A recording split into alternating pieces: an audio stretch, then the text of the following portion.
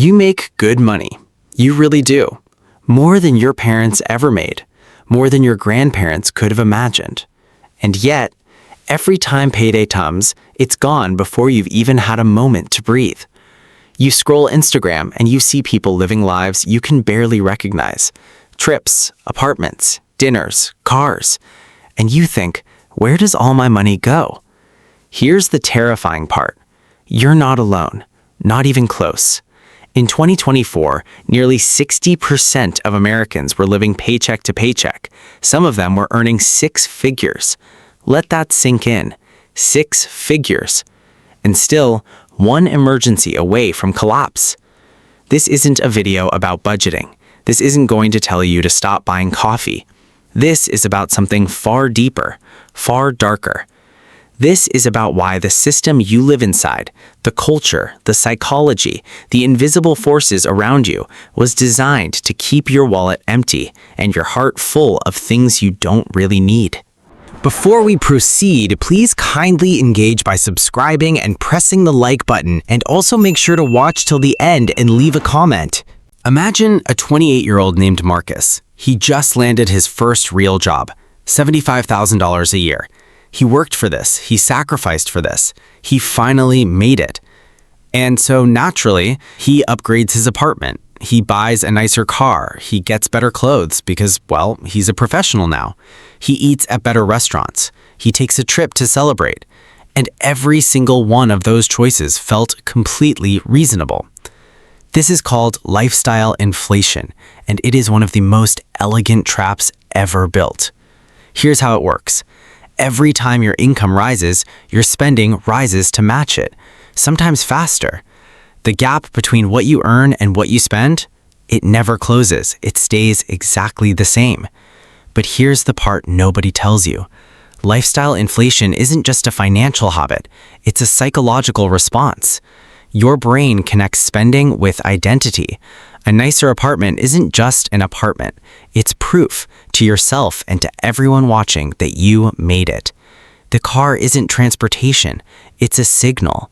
And the cruel irony, the more you earn, the louder that signal needs to be. Marcus doesn't feel rich. Marcus still feels like he's one missed paycheck from disaster, because he is. And somewhere, a 22-year-old watching his Instagram is thinking, I can't wait until I earn what he earns. Then I'll finally be okay. The trap resets every single generation. But lifestyle inflation is only the beginning, because there's something even older, even darker driving this whole machine. And it has to do with the most uncomfortable truth about human beings. Nobody buys things they need. Not really. They buy things they feel. Psychology researchers have spent decades trying to understand why people overspend, and the answer they keep finding is the same one over and over. It's not logic, it's emotion. When you feel stressed, you spend. When you feel lonely, you spend. When you feel bored, you spend. When you feel inferior, you spend. When you feel anxious about the future, you spend on the present. There's a name for this. Researchers call it retail therapy, and it's not a joke. It is a real, documented psychological phenomenon. Buying something, anything, creates a brief burst of dopamine, the same chemical that makes you feel pleasure, the same one that makes gambling addictive, the same one that keeps you scrolling at 2 a.m. Your brain cannot tell the difference between genuine happiness and the high of a new purchase, at least not in the moment. And corporations, the ones who designed the stores, the apps, the checkout flows, they know this. They've always known this. Why do you think Amazon makes it so easy to buy something in under 3 seconds? One click, done. Regret comes later. Why do you think stores play slow, calming music?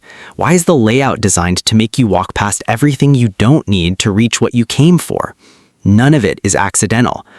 There's a deeper cruelty here, though, because the dopamine hit from buying something fades in hours, sometimes minutes, but the debt stays. So you spend again, chasing the same feeling, getting less relief each time, spending more to feel the same amount of nothing.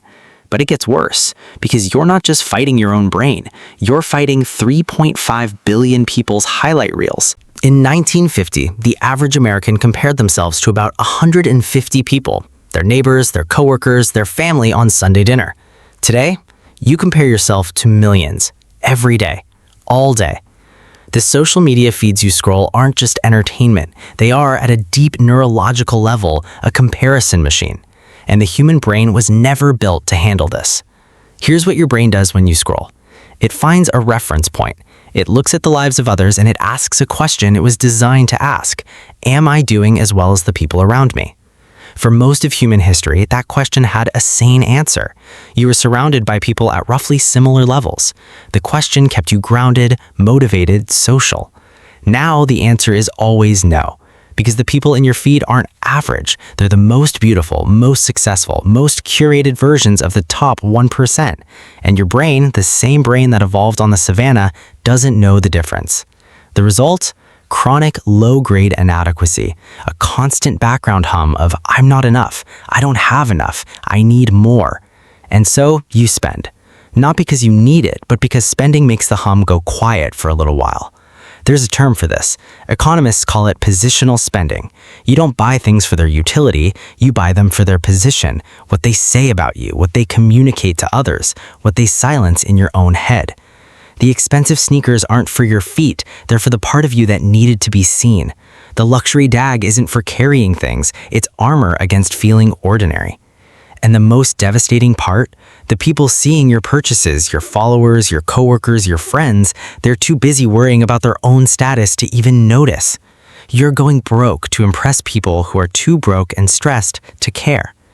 But social media is just the surface. Underneath it, there's a financial system that was quietly designed to make sure you never quite escape.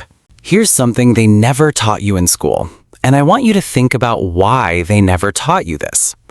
In the United States, the financial system is not designed to help you build wealth. It is designed to keep you spending. Consider the credit card. You get a piece of plastic, you can buy anything. And at the end of the month, if you don't pay it off, you get charged somewhere between 20 and 29% interest. 20 to 29%. The average American carries $6,000 in credit card debt. At 24% interest, that's $1,440 a year in interest alone. That's a vacation. That's 2 months of groceries. That's money that disappears every single year and buys you absolutely nothing. But here's the thing that should keep you up at night. The credit card company isn't trying to hurt you. They're doing exactly what they were designed to do. They profit most when you pay just enough to survive, but never enough to escape. Minimum payments are the most elegant debt trap ever invented. They feel manageable, almost generous, just $45 this month. What they don't say, at this rate, you'll be paying this off for 17 years. And it's not just credit cards. Student loans, car loans, buy now, pay later apps, the new crack cocaine of consumer debt, medical bills, personal loans. The average American debt load across all categories is now over $100,000. And most of it, the interest, the fees, the compounding penalties, was built into the system intentionally. Here's a thought that might disturb you. The most profitable bank customer is not the rich client. It's the one who earns just enough to keep paying, just enough to never default, just enough to stay in debt forever.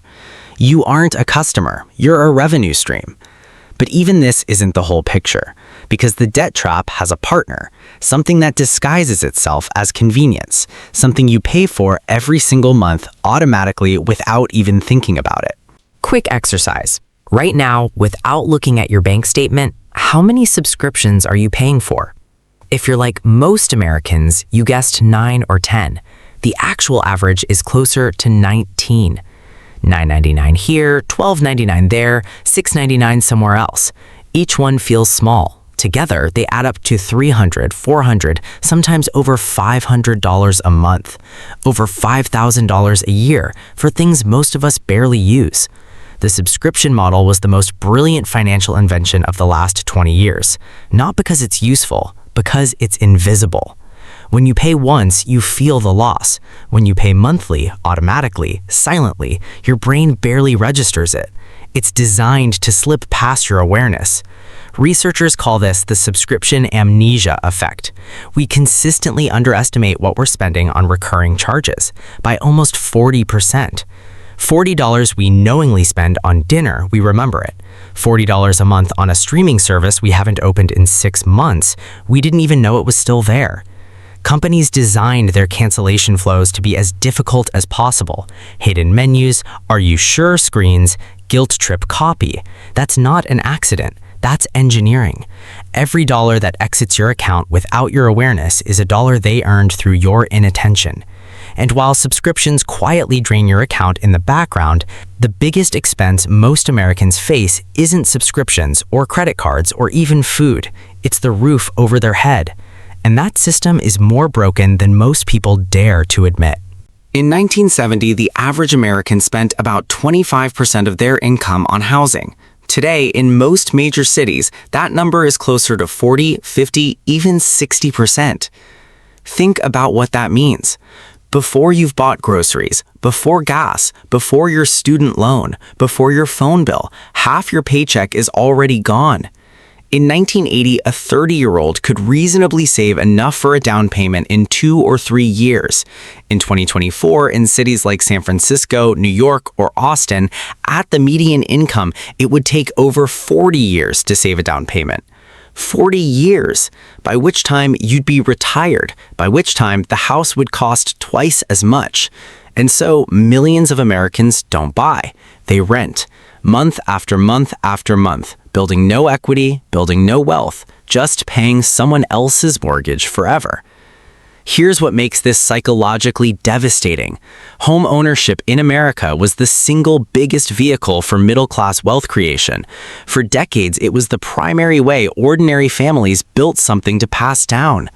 And for millions of younger Americans, that door is now effectively closed.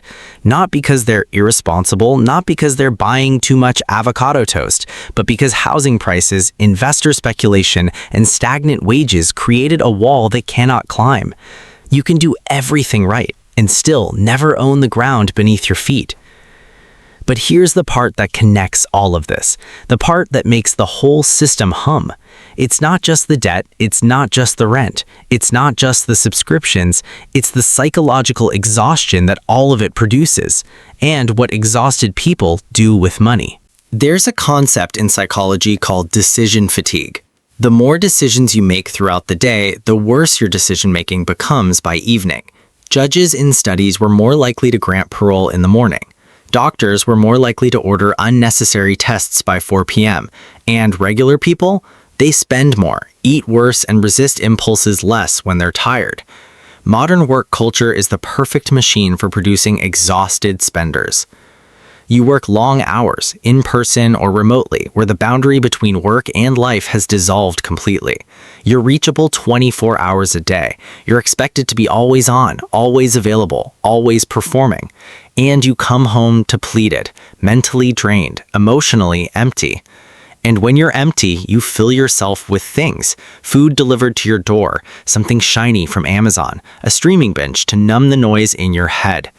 Every single one of those purchases feels justified.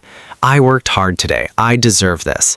That sentence has probably cost Americans collectively hundreds of billions of dollars. The I deserve this emotion is not weakness. It's a completely human, completely reasonable response to chronic stress and overwork. The problem is the solution it reaches for. Spending doesn't restore you, it temporarily numbs you. And then the bill arrives, outing financial stress on top of the work stress. And now you need more relief, and the cycle continues. The system doesn't just take your money, it takes your time, your energy, your peace, and then sells them back to you in installments. And there's one more piece to this puzzle, the most personal one. The reason so many people know all of this and still can't stop. There is a reason that when people lose everything, a job, a relationship, a sense of purpose, the first thing many of them do is buy something. It's not stupidity, it's identity repair. In the modern world, what you own has become inseparable from who you are. Your car says something about you. Your apartment says something about you. Your clothes, your phone, your gym, your coffee, all of it broadcasts a message. And when something threatens your sense of self, you spend to reclaim it. Psychologists call this compensatory consumption.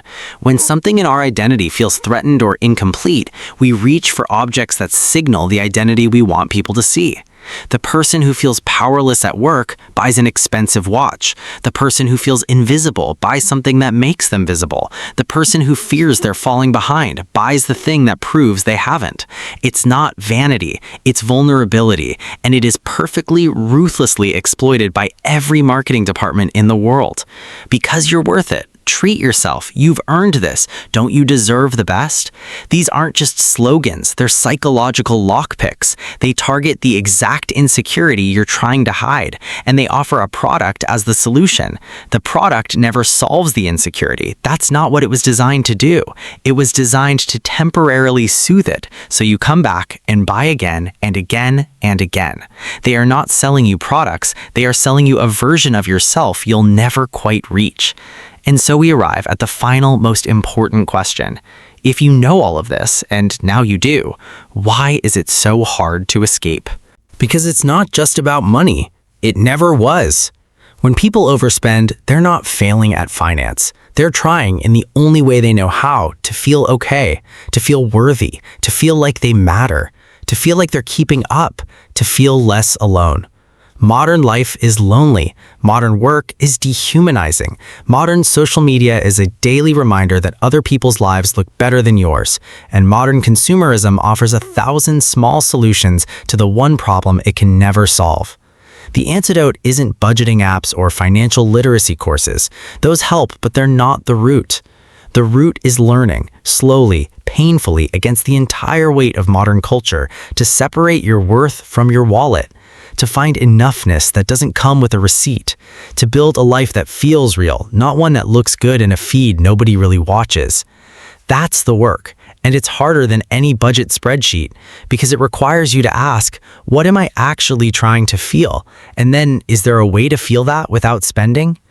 Sometimes it's a walk, sometimes it's a conversation, sometimes it's sleep or stillness or sitting with the discomfort long enough to realize it passes.